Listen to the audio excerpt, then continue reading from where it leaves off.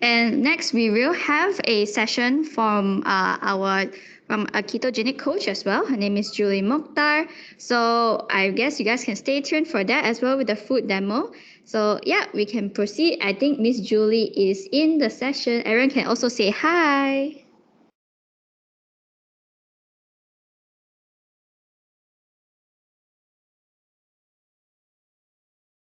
Miss Julie, I believe you are mute. Julie, I believe you are on mute. Yeah. Yeah, okay. Hello, everyone. Hi, welcome. Thank you for having me, and thank you for having me as part of this discussion on personal health. Um, I'm just sorry, I'm just changing up the. I'm supposed to change up the background for the event, but somehow it's not really working for me. I'm not sure why. Is this fine though? It's fine, it's fine. You can continue. All right. Okay. All right. Okay. So good evening, everyone. I'm sure you guys have had like a really great day. Super energizing talking about health. It's always super fun, right, to see how we can actually best nourish and take care of ourselves. So my name is Julie. I'm a certified coach. I'm a certified ketogenic living coach. Sorry. And I will be sharing today a little bit about nutrition from the ketogenic perspective. Okay. So I'll just share with you my slides.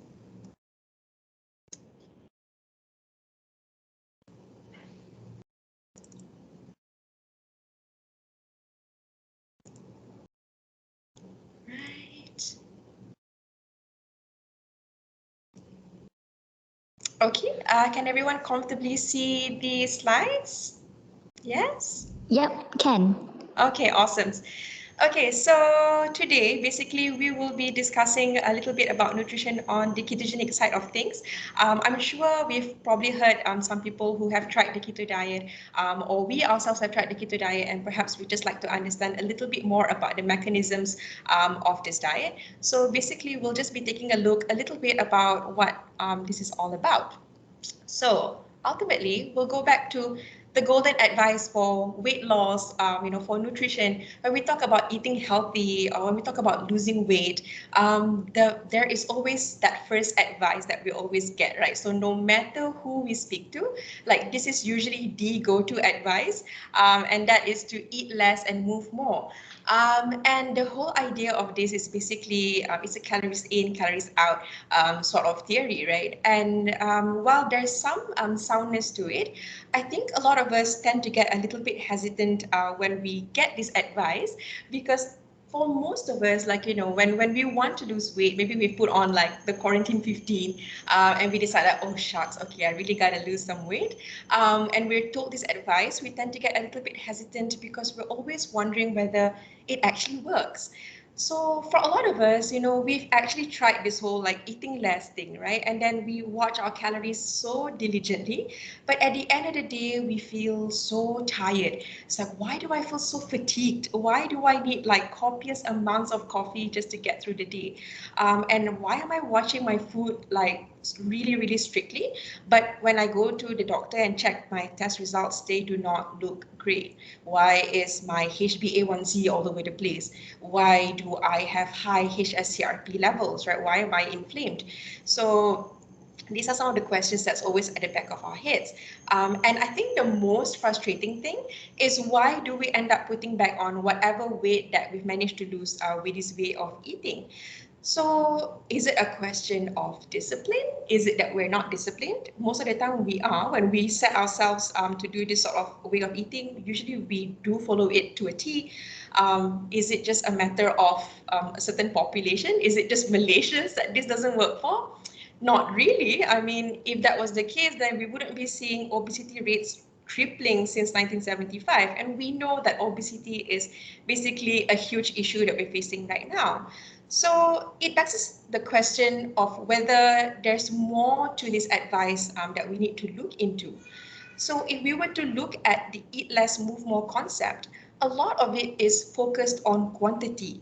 how much should we be eating, and then how much of workouts should we be doing to offset whatever extra foods that we're taking, right? So there's a lot of focus on quantity, but there's not much discussion on the quality of foods. What type of foods are we actually taking when we talk about low calorie foods? What type of mindful workouts can we do to support our caloric deficit routine? So there's not really much a discussion on that. There's more, it's just a lot about eating less and moving more. And ultimately, for most people, we find that it may not so much be the quantity that's an issue, but more of the quality of the food. So if we were to go back to focusing on whole foods, keto aside, right? Like any diet that is focused on whole foods, where most of the foods that you're taking are natural, unprocessed as much as possible, most likely you'll be able to nourish yourself well, and most likely you'll be able to get to a healthy weight. For some of us who perhaps have actually done all the diets in the world, like including like a more whole foods diet, perhaps we've done paleo and all that, and still we're not seeing results. Today I'll share with you a different sort of diet that perhaps can be a little bit helpful because it has a little bit of a biohacking mechanism for us to actually lose excess fat. So today I'll be sharing with you guys how to actually get healthy with a keto way of eating. Okay, so just to share today is I'm gonna be serving up this topic for us. So we'll be discussing what is the keto diet. I'll share with you guys what's keto and what do the macros look like. I'll also be sharing with you guys how keto actually supports weight loss and well-being. And the talk portion may be slightly brief because we'll also be having a food demo later on. I'll be showing you guys a way to make a low-carb friendly version of Nasi Goreng Kampung. All right, we're ready? Okay, so an important note, just to let you guys know that today's talk is only for educational purposes and should not be construed as medical advice. So let's get into it. What is keto? So keto is a way of eating that is low carb and high fat. So the whole point of eating this way is to get into a state called ketosis. So ketosis is basically when our body actually starts to burn fat for fuel. So this is as opposed to the default, which is burning glucose for fuel, which most of us tend to do. So why would we actually want to get into ketosis? So the whole idea of getting into ketosis is that it can later on get us into a state called metabolic flexibility. So what this means is that your body can actually be adept at burning glucose and burning fat, depending which fuel you actually give it. So one of the perks of doing this is that, for a lot of us, as I've mentioned, we've tried like all the diets under the sun, and we feel that perhaps it works for a little while, and then suddenly you find that, oh, some of the weight that I lost was actually just water weight, and then whatever weight that you've lost actually ends up being put back on. Is not sustainable, right? So how do we actually overcome that? So being in ketosis actually helps your body to break down excess body fat that's been stored there for all these years and has not been touched. So this is one of the ways that we can actually help with our body fat regulation. It can also be helpful in terms of energy production because for a lot of us, we find that energy is usually an issue whenever we go on any types of diet. So when you are on ketosis, it can be helpful because the foods that you take don't actually impact your blood sugar very much. So you don't find that you actually get any post-meal energy crashes and things like that. And because you have a steady set of fuel in your body itself, which is your excess body fat, so the body doesn't actually have to have hunger and craving cues all that much. So you find that your energy and your hunger levels tend to be pretty steady throughout the day. And it's also very reassuring to know that ketones are actually associated with positive brain health. So this is especially important because any type of diet that we want to do, we want to make sure that it's supportive of both physical health and mental health as well. So having this extra perks of ketones circulating in the body can actually be helpful for us to support our brain development as well as our mental state as well. So how does keto actually support weight loss and well-being? Let's just take, for example, what a sugar burner sort of cycle would look like. So this will be the default. This is usually what most of us would be going through. So most of the time, we'll have carbohydrates as the main source of our food every day, and this will be converted to glucose. So once glucose is produced in the body, the blood sugar rises, and insulin will have to be produced to bring the blood sugar levels back down. So then after that, once insulin has done its thing, the blood sugar levels will go back to baseline, and then at that point you might find that, oh, maybe I feel a little bit peckish, maybe I feel like having some snacks, or there might be actually hunger kicking in. So this is actually all natural signs by the body to signal that, hey, we need some more fuel to basically power up the body. And this is a totally normal and totally positive cycle. There's nothing bad about it. The only issue is that when most of our foods tend to come from carbs, and in that sense, also it becomes an issue when the amount of carbs that we take is excessive, is way more than what the body needs, which we do tend to do these days as well. So what happens is that your blood sugar is being spiked many times throughout the day and in huge spikes as well.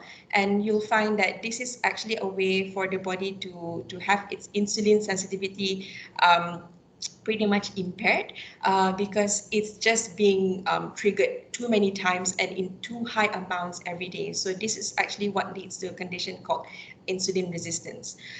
So if we were to just look at what a fat burning cycle might look like. So you'll consume mostly fat and proteins, and basically the fats that you consume will be converted to ketones, and your blood sugar levels tend to remain steady because there's not much carbohydrate or glucose that's being produced from these foods. And so once dietary fat runs out, you might find that you don't really have that peckish feeling. You don't really feel like I gotta have some snacks to munch on or anything like that, just because the body actually has a steady state of fuel for it to tap into. So it's always going to be able to tap into this excess body fat that we have to be produced as energy. So this is actually an interesting way of looking at what certain foods, what are some of the impacts of certain foods and when we eat them, right? So this was a paper that was studying the return of hunger depending on what type of breakfast we have. And it's quite interesting to note that when you have a higher carb breakfast, not only does your blood sugar spike go higher, understandably, but your hunger tends to return quicker as well. So for a lot of us who are trying to do a caloric deficit sort of way of eating, and if we are going with a high carb meal most of the time, we might find that it's so difficult to stick to just because we find that hunger kicks in pretty often, and so it makes us probably eat a little bit more than what we should. So this is probably something to pay attention to if you find that hunger and cravings are something that you really struggle with when you do any form of diet. Okay. So let's take a look at some potential perks of doing keto in terms of improving our health. So firstly, we talked about improving our insulin sensitivity, right? So for a lot of us who have difficulty losing weight, especially in the abdominal area, if we have high fasting blood sugar, high blood pressure, if we tend to have dark skin patches like around our neck area, around our armpits, this could actually be indications that we may have insulin resistance. You can test this for sure. You can take a fasting insulin test so you'll know for sure whether this is an issue for you. And the issue with insulin resistance is that it is the onset of most diseases that we are seeing today. So it's associated with things like type 2 diabetes, to polycystic ovarian syndrome, to all the major diseases like stroke, heart disease, cancer, and more. So keto actually helps with this because we are limiting our carbohydrate intake so that it actually breaks that endless cycle of high carb consumption and excessive insulin response. So you'll find that on the keto diet, as we've discussed, our blood sugar levels tend to remain pretty steady, and as such, our insulin is not triggered as much.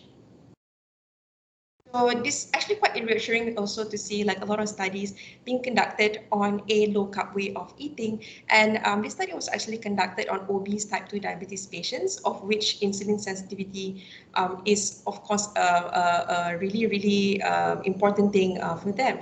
So, and it was also reassuring to see that a low carb diet actually resulted in a 75% increase in insulin sensitivity for those who were put on this type of diet.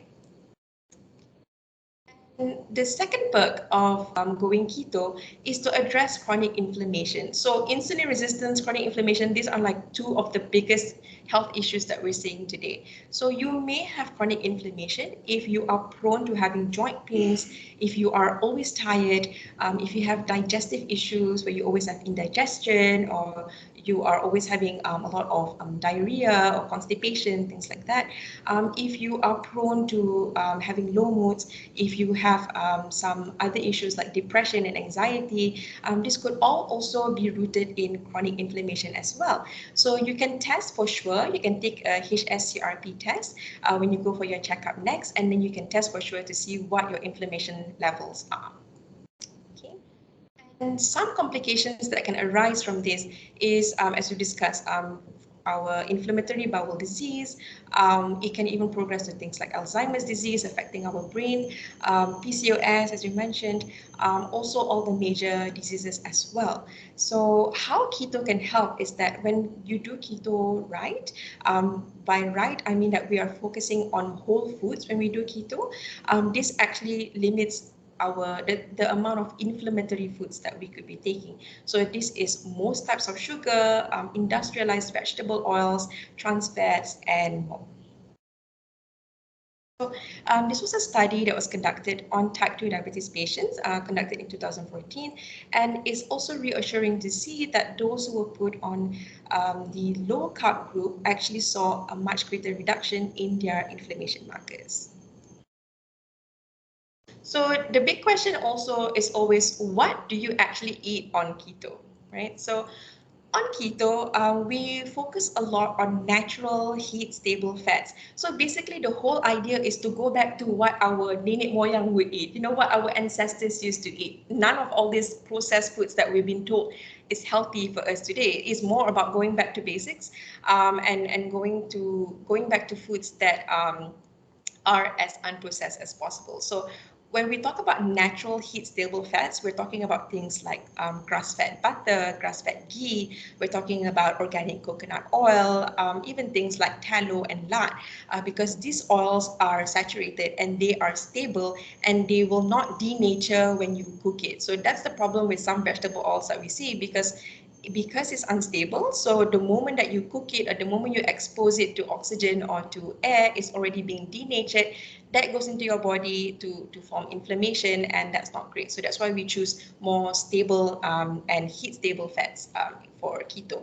And we also want to look at getting quality protein. So we want to look at getting things like grass-fed meats. We want to look at getting free-range eggs, free-range chicken, and wild-caught seafood. So these are some of the foods that we choose to eat on keto. We also want to get things like low-carb vegetables and fruits. So we can prioritize things that are like leafy veggies. We can do broccoli, cauliflower, we can do asparagus, we can do avocado, berries. So there's also an impression that keto is mostly like, you just eat a whole bunch of meat and all that. That's not necessarily true. You can still definitely enjoy a lot of vegetables on the keto diet as well.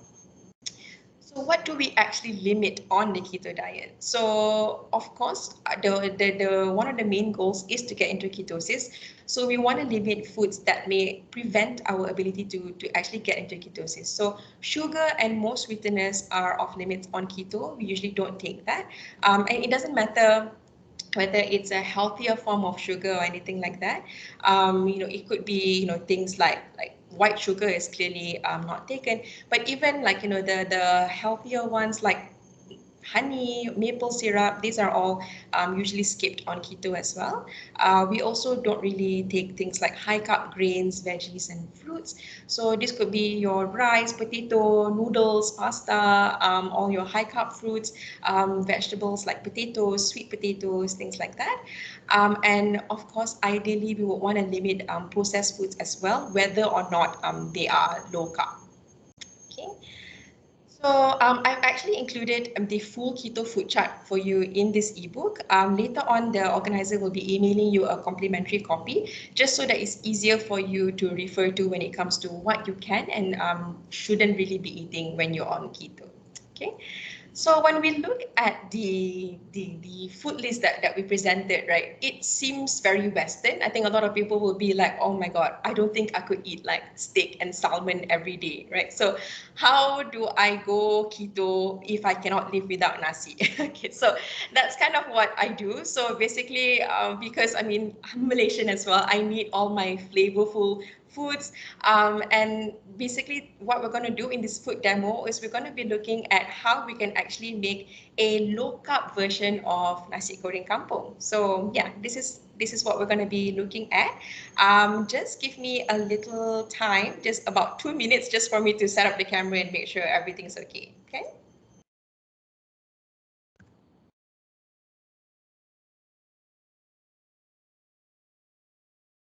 Yeah. Oh. All right, I can give Julie a moment. She is going to do an official live food demo for us. So for you guys who have questions on how to cook and all, do prepare your notebooks and your questions for her. We'll be actually asking on behalf of you to Julie as she cooks.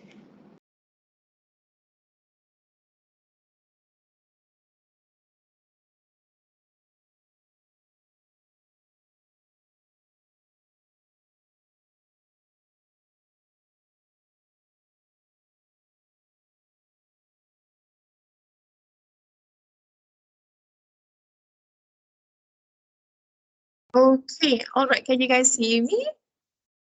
Can. Okay, awesome. So, hang on, yeah.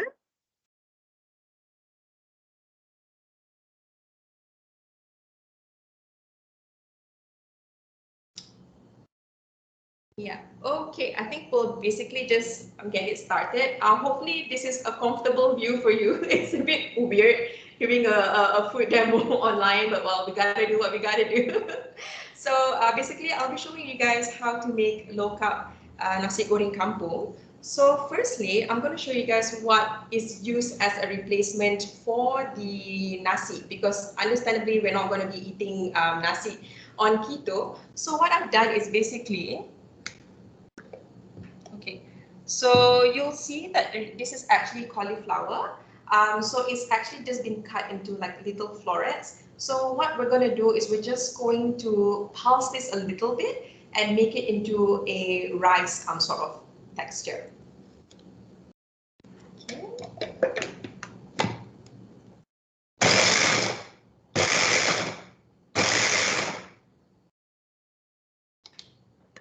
Okay, so you'll see you don't really need to pulse it much, probably about like 3 pulses.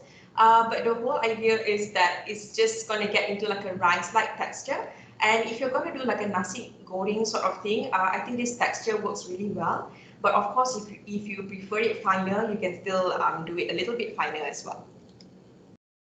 Okay, so I've got some cauliflower rice here that's already processed. So we're just going to be using this for our food demo today. Okay.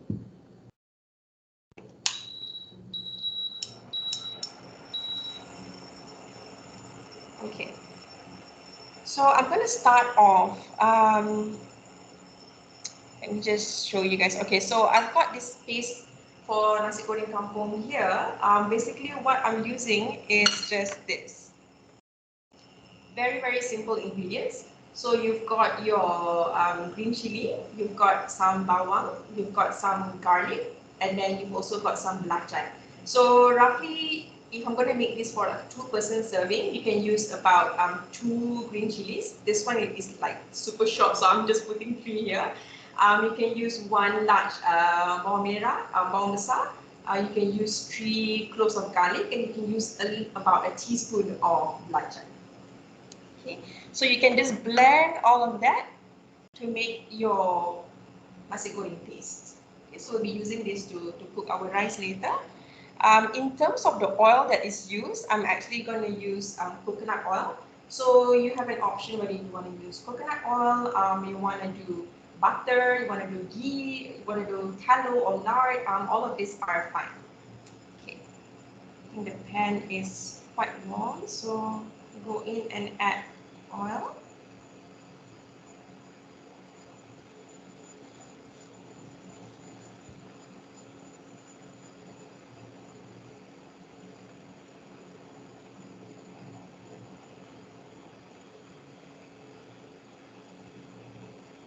So if anybody has any questions, like I may not be able to see it. So if somebody could just read out the questions while we're cooking, I mean that could be quite helpful too. Yeah. So if you have any questions, just drop it, and then we'll probably discuss it verbally. All right, so there is actually a few questions already. So it comes from a person who asked, does the keto diet works for patients with fatty liver issues since there shouldn't be any fatty consumptions? Right. So I think there's definitely a need to sort of customize it according to what your body needs. So for those who have issues with fat digestion, sometimes it's recommended to look into eating smaller meals, and then it's also recommended to take things like ox bile and things like that to help with the fat digestion. But at the end of the day, if you have any medical issues, you definitely need to do this with the doctor just so they know exactly what to recommend for you to do. Okay, let's just. All right.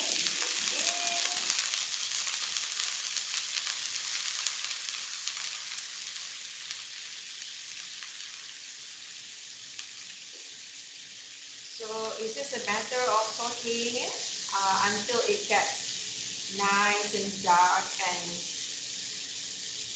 basically all the flavor is sort of unleashed. Julie, may I know what's the green paste? So this is the ingredients that I was showing earlier. So this is basically made from green chili, garlic, belacan, and bawang besar. So it's basically just blended to make into our nasi goreng paste. The ingredients is in the ebook, correct? Sorry? The ingredient and the recipe is in the ebook. Am I right? No, it's actually not. But what I'll do is I'll just share it on my Instagram later, and then perhaps you can just refer from there. Yes, there are a few people who are asking about the paste, the ingredients as well. So perhaps later you can share it with them. Yeah, okay, sure. Later on, I'll just share with you the link so that you can refer to it.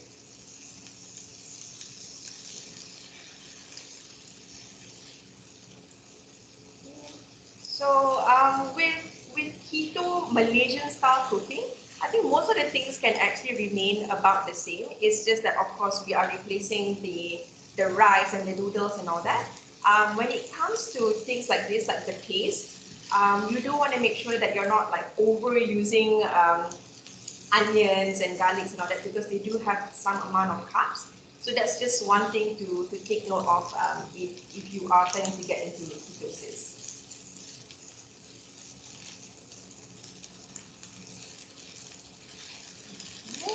Would you actually recommend a keto diet for those who have high cholesterol levels? So cholesterol is a huge topic. Of course, conventionally, when we talk about cholesterol, we are thinking that it is always associated with our heart health. But what I would say is that for a lot of people, even when they are doing keto, they may not see as big of a spike in cholesterol levels as you would imagine. And another thing is that I think we also need to revisit this concept of cholesterol, because there's actually a lot of new upcoming literature on this that is showing us that it's not as indicative of heart disease as we've been made to believe. So I would recommend probably kind of reading up on the topic of cholesterol as well, just to see whether is it actually a marker that we should be focusing on, or is there other things that we could be looking at. So sorry, it's like quite distracting for me to answer and like cook. So I'm just going to put this in first and probably elaborate more on cholesterol in a while. So basically what I'm doing is I'm just adding on the cauliflower rice that I've mentioned earlier. So this is basically about 400 grams of cauliflower. And you basically just want to goreng it as how you would goreng a rice. I think a wok works best for this, but I think it might be difficult for you to see it if I use it. So hopefully this flat pan works just as well.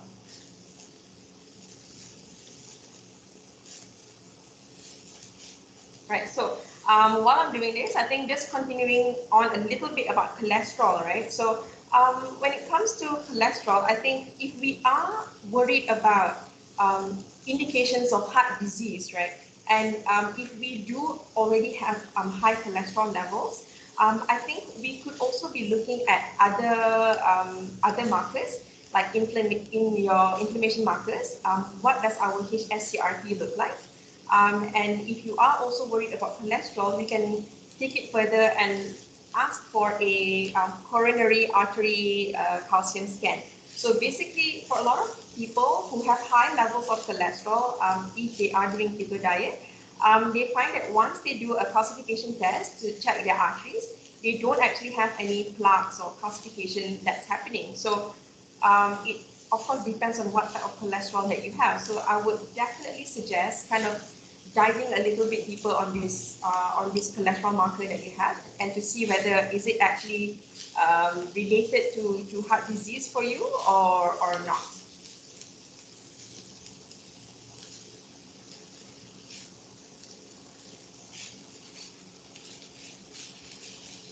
Okay, so next we can add the kangkung. So again, all basically similar ingredients that you would use in a nasi goreng kampung.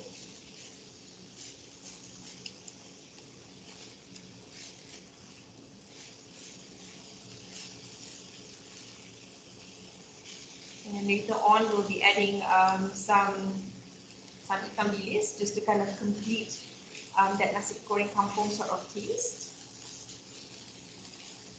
And so I think when we talk about Malaysian style cooking as well, just to note that we don't usually use things like soy sauce. We don't usually use things like all those, how do I call it, like like those processed chicken cubes and anchovy cubes and all that, and like MSG is of course not usually used as well. So basically, we're just trying to go back to natural flavors that are made from fresh foods.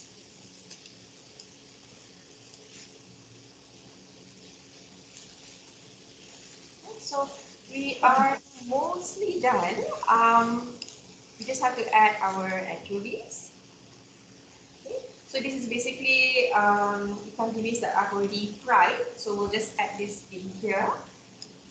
And then we can also season it with some salt as well. I would recommend using things like Himalayan salt or sea salt, anything that's unrefined. We definitely do not want to do refined salt. Doesn't matter what diet we're doing, refined salt is just not the way to go.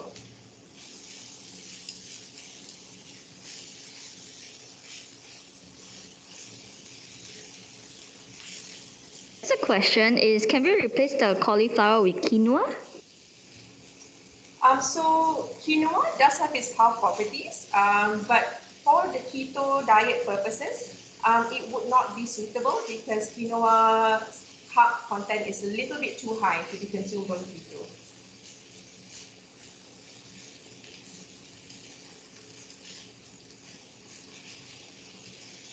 Okay, all right. So that is basically it. So I've not actually included any chicken or whatnot in here, but usually what I feel is more satiating is to just have it on the side.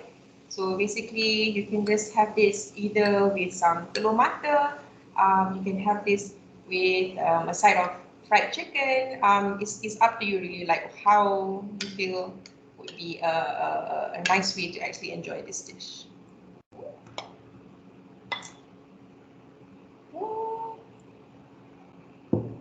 So I'm just going to add the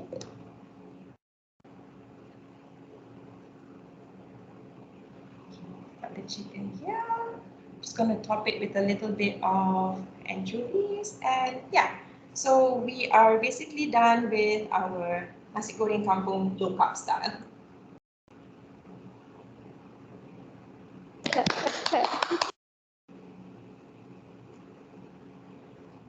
There's a question as well. Can I use chicken breast or beef slices? Yes, you definitely can. Yeah. Yes. Yeah, so beef slices are fine. Chicken breast is fine too. Basically, it's just according to what you prefer, really. Oh my god, that looks so delicious. I believe the comments are now flooding with a lot of wows, and they want to make this for Ramadan and all those. Oh yeah, Yes. for buka puasa, this is like super nice to have. It's just like, after fasting a whole day and then you have this sort of like, this is our kind of comfort food, right? So when you have this for buka puasa, it's like, oh my god, the best. I have a question as well. So, what kind of fruits would you not recommend under a keto diet? Okay, so when we talk about keto diet again, because the carb allocation is pretty tight, so you've only got about 20 grams of carbs that you tend to eat in a day. This can be differing according to people, but that's generally at that amount. So most fruits that you're seeing today, so things like bananas, mangoes, all these like high sugar fruits, right, are usually not recommended. Even things like grapes, apples, and all that. So fruits are usually not really encouraged on keto, but you can have lower sugar fruits like strawberries, raspberries. You can have avocados, you can have olives, things like that. So it's not to say that fruits are unhealthy or anything like that. It's just a way for us to reset the body a little bit to get into ketosis. But you'll find that later on, you may be able to just reintroduce all these fruits again. Is keto diet suitable for breastfeeding mothers? I'm actually quite iffy on this because I am a breastfeeding mother as well. And so I think the general recommendation is that you probably need to do a more liberal way of low carb diet. So you may not necessarily be as low as 20 grams of carbs in a day.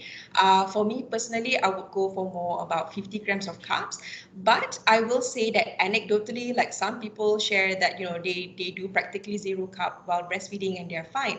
And for some people, they actually really need to have more. So I would also want to highlight that this doesn't necessarily happen with keto, but with any time that we eat too little. Because when we're a new mom, sometimes we're too busy to eat, and then if this is at a point where we're also focusing on like losing weight and things like that, it may lead to a condition called lactational ketoacidosis. So this can be very dangerous. So I would say that if you're breastfeeding, to be on the safe side, probably keep your carb counts at least 50 grams of carbs, just so that you don't get into any sort of potential health issues. Another question from the floor is how much is the estimated calories for that nasi goreng kampung just now along with the chicken? I'll probably have to calculate it in a while. But I will also have to say that on keto, the main focus isn't so much on how much the calories are, because at the end of the day, we were talking about the quality of the food. So we are focusing a lot more on what type of foods are being used. But either way, what I'll do is I'll just calculate everything and just share it in my Instagram later, and I'll share the link with you guys so that you can refer to it as well. All right. And I guess another question would be I've heard that when you start like a ketogenic diet, there's such thing called keto flu. Yes. What is this, and like how do we actually go about with this keto flu? Okay. So keto flu, right? So basically, when you are first going into ketosis, so when you first go low carb, what's happening is that you start to lose a lot of water. Basically, why this happens is because your glycogen stores basically get depleted, and water actually binds to this glycogen store. So what's happening is that in that first week, you're really losing a lot of water and you're losing a lot of electrolytes. And so if we are not replacing this water and these electrolytes, we can actually develop a lot of flu-like symptoms. So you'll find that you get a headache, you find that you get nauseous, you find that you just feel tired. So we do need to make sure that when we are starting keto, we do it right by hydrating ourselves enough and also by taking electrolytes. So taking unrefined salt is actually a really great way to do this.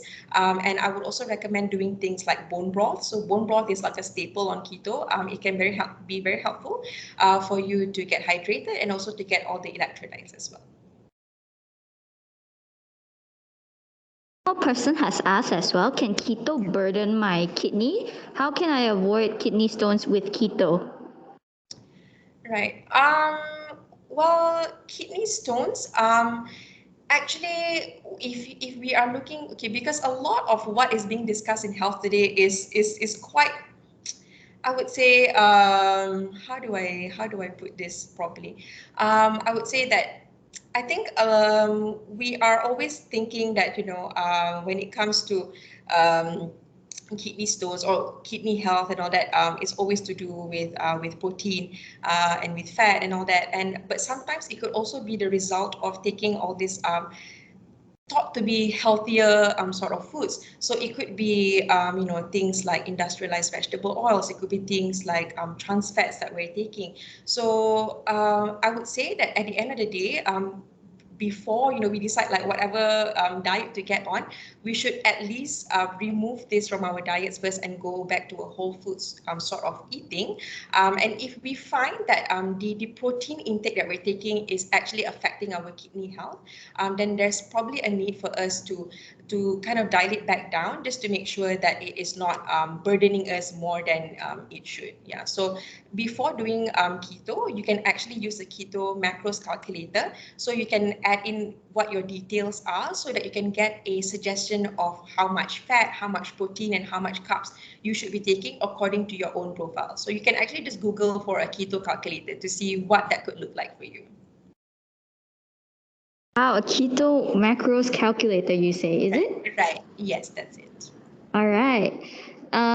Will you also recommend this diet as well for diabetic persons as well, since it's a pretty low carb?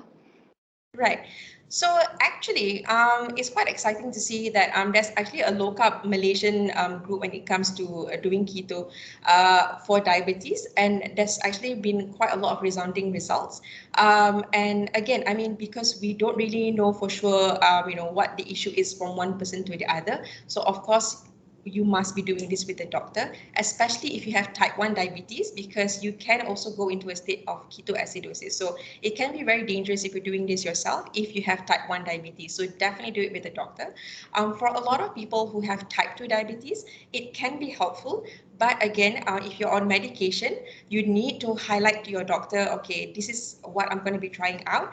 How do I adjust my medication to make way for this meal? Because we don't want for blood sugar levels to be going down to a dangerously low level as well. So I would say it's possible. A lot of people have actually managed to put their diabetes in remission through a low carb diet. But of course, all of them would work closely with your doctor as well. So we have a question from our side as well. Okay. Yeah.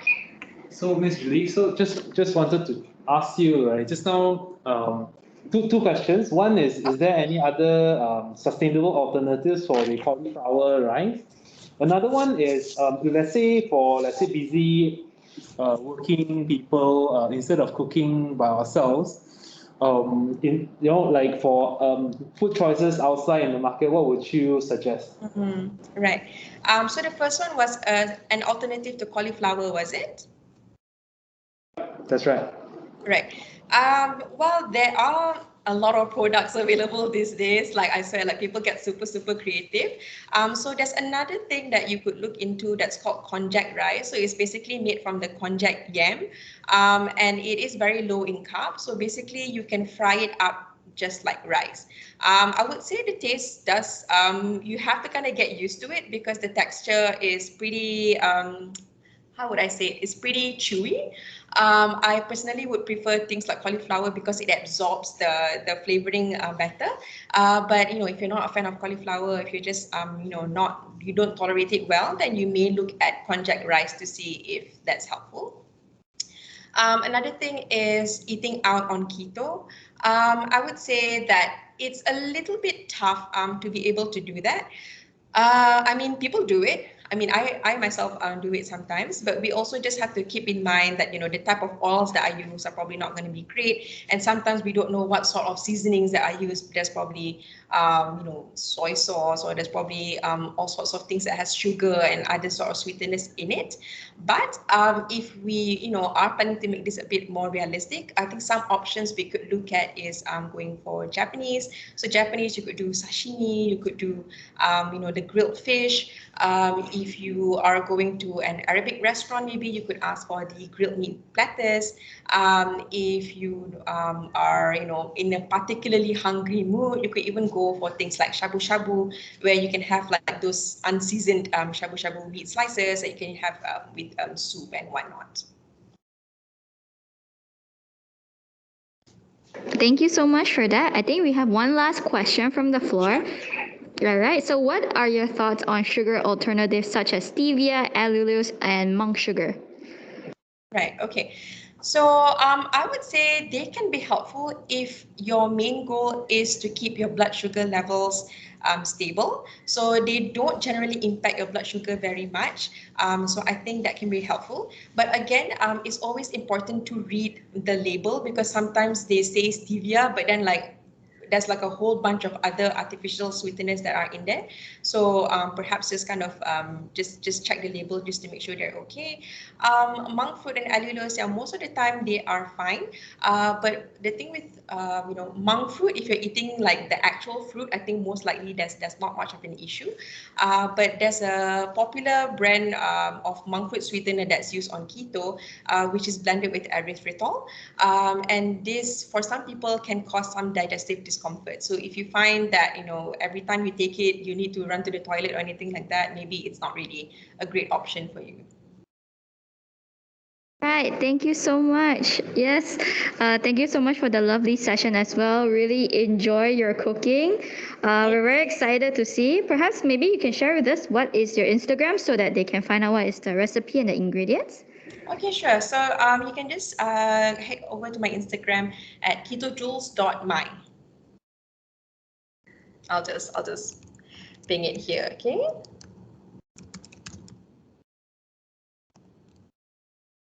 Yeah, that's it.